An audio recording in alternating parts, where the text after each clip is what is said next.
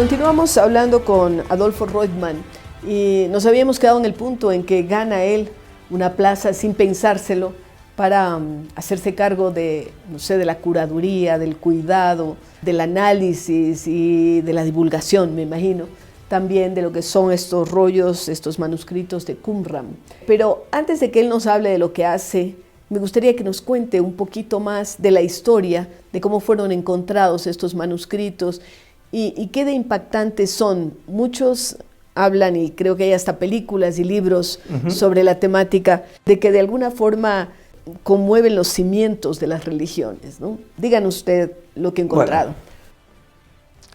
Muy sintéticamente, los rollos del Mar Muerto son documentos judíos antiguos que fueron hallados en 11 cuevas próximas a un lugar llamado Qumran, que está localizado en la costa noroccidental del Mar Muerto, aproximadamente a unos 40 kilómetros al este de Jerusalén. Por eso se habla de los rollos del Mar Muerto. Se halla, sí, tal cual.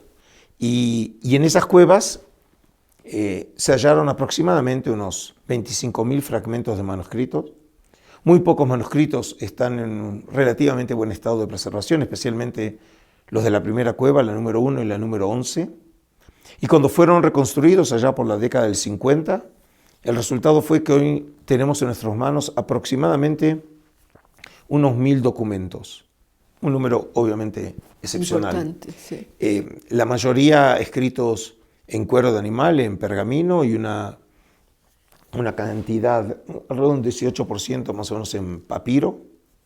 Tenemos un rollo excepcional que está grabado en planchas de cobre, por eso se llama el rollo de cobre, la cueva número 3. Su enorme mayoría de los textos no bíblicos están escritos en hebreo, porque los bíblicos obviamente están en hebreo, pero los no bíblicos también en hebreo un 80% y otro alrededor de 16-18% en arameo y de 1-3% en griego. Y estamos hablando aquí de una colección fundamentalmente de carácter religiosa. No es que encontramos aquí archivos, cartas, documentos, contratos, que con todo el interés que pueden representar, si son del mundo antiguo, obviamente no encienden la imaginación. Son más de 2.000 años de antigüedad los que tienen. Sí, los más antiguos están datados para mediados del siglo III antes de nuestra era. Si están escritos en hebreo, eso avalaría la presencia de los hebreos en esa zona. Bueno, también desde el punto de vista geopolítico. Bueno, obviamente los textos, si queremos, tienen esa dimensión, claro, que es la continuidad de la presencia del pueblo de Israel en su tierra. ¿Sí? Y tenemos desde mediados del siglo III hasta finales del siglo I de nuestra era. Más o menos tenemos unos 300 años de manuscritos.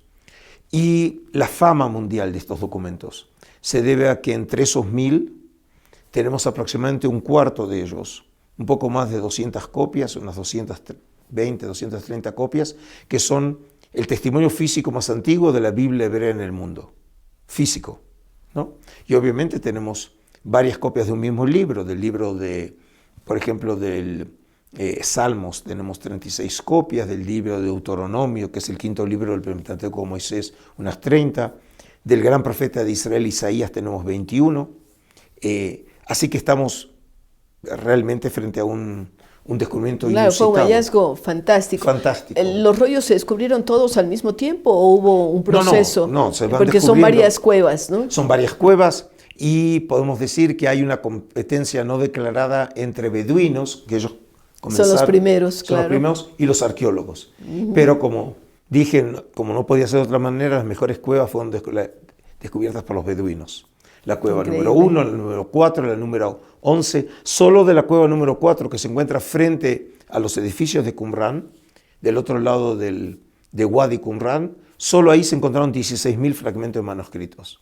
Es decir, los beduinos hicieron un gran favor al descubrir estos manuscritos. Bueno, ellos no estaban, el propósito de ellos no era hacer un aporte a la No, por supuesto, pero se dio. Se dio, claro, porque así se dan los descubrimientos. Muchos de ellos son de manera casual, generalmente hasta fortuita. Los más importantes son todos casuales. Así es. En algunos de estos manuscritos se habla de la figura de Jesús, que es tan valiosa para el cristianismo. Bueno, Esa era la expectativa, pero no sucedió. No. No, estos documentos casi no hacen ninguna referencia a personajes históricos.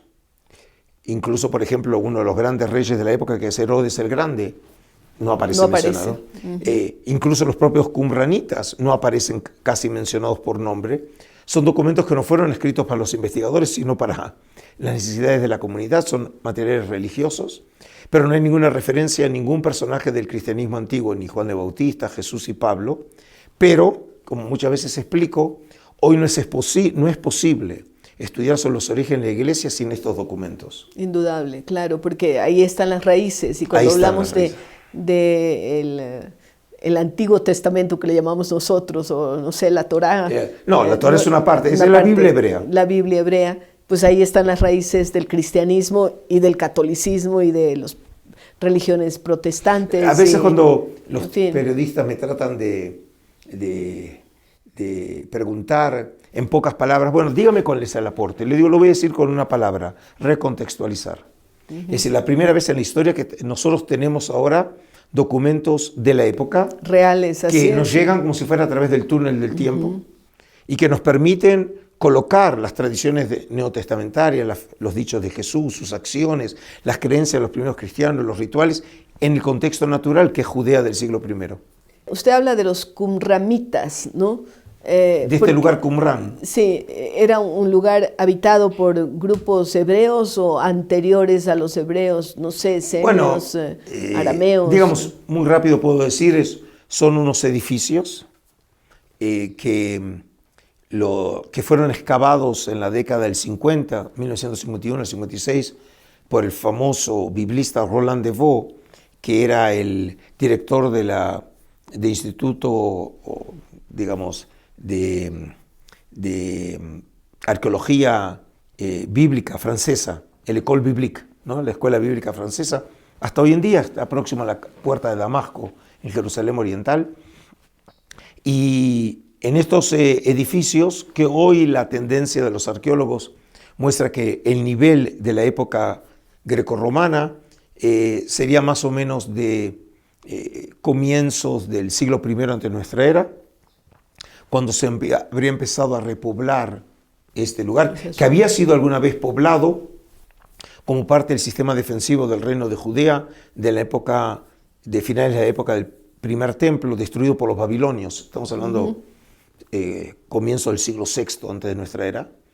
Y aquí la mayoría de los investigadores, entre los que humildemente me incluyo, creemos que aquí vivió una comunidad de alguna manera vinculada, relacionada, asociada con un grupo que nosotros los conocemos de algunas fuentes históricas, que son los famosos esenios.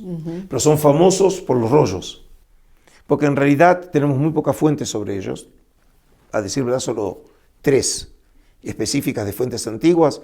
Ellos son mencionados por el gran filósofo judío Filón de Alejandría, finales del siglo I antes de nuestra era y primera mitad del primer siglo de nuestra era, y luego de los escritos del gran historiador judío Flavio Josefo y un contemporáneo del gran geógrafo romano Plinio el Viejo. Ellos hablan claro. Hablan de los esenios, ¿sí? Pero la única fuente que ubica esenios en la zona del Mar Muerto es Plinio. Y se habla de que Jesús, fue un esenio. Algunos lo dicen, ¿no? Esas son parte de sí, de esa prensa amarilla. Digamos, probablemente Jesús haya conocido esenios, y por cierto, su mentor, ¿no?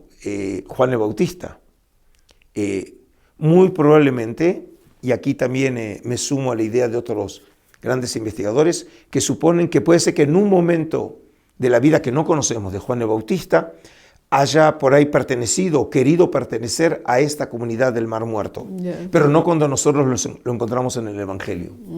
Pero no está comprobado eso, ¿no? Es muy difícil aquí de comprobar, claro. Pero hay algunos elementos que nos dan la sospecha. La zona, por ejemplo, de actividad de Juan el Bautista, la práctica del bautismo, sus esperanzas escatológicas, mostrarían, en este caso, por ahí algún tipo de genética, ¿no?, con esta comunidad. Y puede ser que a través de su maestro también Jesús haya conocido parte de la cultura de este movimiento. Sí, ahora, sí. Adolfo, nos quedamos cuando hablábamos en el primer segmento de que a usted le proponen. ¿Qué sintió en ese momento? Porque usted no se había apalanqueado, no es que estaba buscando, más bien esto le cae de sorpresa. ¿Qué siente usted cuando le dicen, oye, te vas a hacer cargo de esto, que son los manuscritos tan importantes? Bueno, yo puedo decir el primer día, cuando me encontré con el curador, y entonces oficialmente ahora era responsable de la colección. ¿Usted tenía cuántos años? Yo tenía 37. Y me dio las llaves de la bóveda donde estaban los rollos. Debe haber sido algo parecido cuando Jesús le entrega las llaves del reino a Pedro, ¿no? Algo por el estilo. Porque sí, realmente, simplemente llaves. Un joven nacido en Buenos Aires, no vengo de la familia real, ¿no? Le entregan bajo su responsabilidad uno de los tesoros espirituales de la humanidad. Realmente es difícil explicar en palabras, ¿no? Y ahora la gran responsabilidad, el gran desafío es qué hago con eso. La enorme responsabilidad. ¿Y le dieron instrucciones y le dijeron lo que tenía que hacer? Por supuesto que no. Me dieron las ves y ahora... hágase cargo. Y ahora hágase cargo. Y aquí tuve que desarrollar, digamos, una estrategia, ¿no? Que lentamente la fui desarrollando, primero específicamente en lo que tenía que ver con los artefactos, bajo mi responsabilidad, y así fue. Yo asumí en el 94, la primera exhibición de la cual yo fui responsable fue en el año 97, precisamente cuando se llevó a cabo el mayor Congreso Internacional de la Historia, en celebración del 50º aniversario del descubrimiento, que se llevó a cabo en Jerusalén, y cuando venían todos los grandes profesores del mundo, tuve la osadía de instalar una exhibición sobre la llamé Un día en Qumrán, sobre la vida cotidiana, que después se transformó en mi primer libro sobre estos temas en España, que se llamó Sectarios de Qumrán, la vida cotidiana de los esenios, en donde traté de reconstruir a partir de la arqueología, de la literatura antigua y de los manuscritos mismos, cómo era la vida de una gente. Cómo era un día promedio de ellos, ¿no?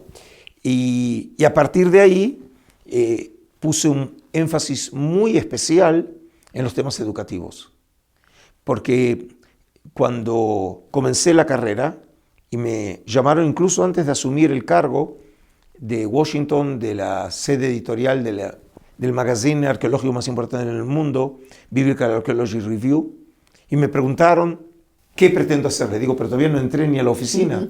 No, dice, queremos saber. Y lo definí de esta manera. Mi pretensión es bajar a los rollos del Olimpo y traerlos a la tierra. Porque realmente estos más temas... cercanos a la gente. Claro, estos temas son muy esotéricos. Son de muy difícil comprensión. Hay que conocer muchos temas para entender de lo que uno está hablando.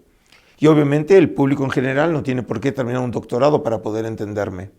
El esfuerzo lo tenemos que hacer nosotros, los especialistas, encontrar un lenguaje educativo, pedagógico, una estrategia que permita transformar estos tesoros. Es como cuando usted lee El Quijote, como originalmente fue escrito, o los libros de Shakespeare.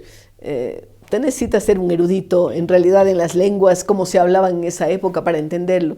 Necesita una decodificación, y eso es lo que hace usted, decodificar. Creo que eso es un poco lo que he tratado de hacer, y he desarrollado estrategias, puedo decir, para este campo, muy originales.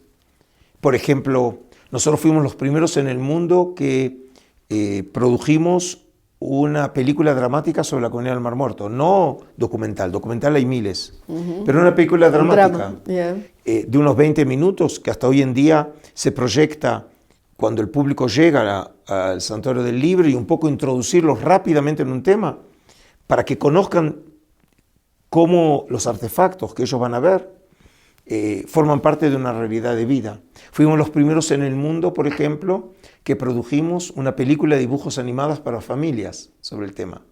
Y algo que realmente, podemos decir, le dio esta fama mundial también a los rollos, fue en el año 2011 cuando 5 de los 8 manuscritos que tengo, en realidad tenía en la colección, ahora ya no es mi responsabilidad, los colocamos en el internet.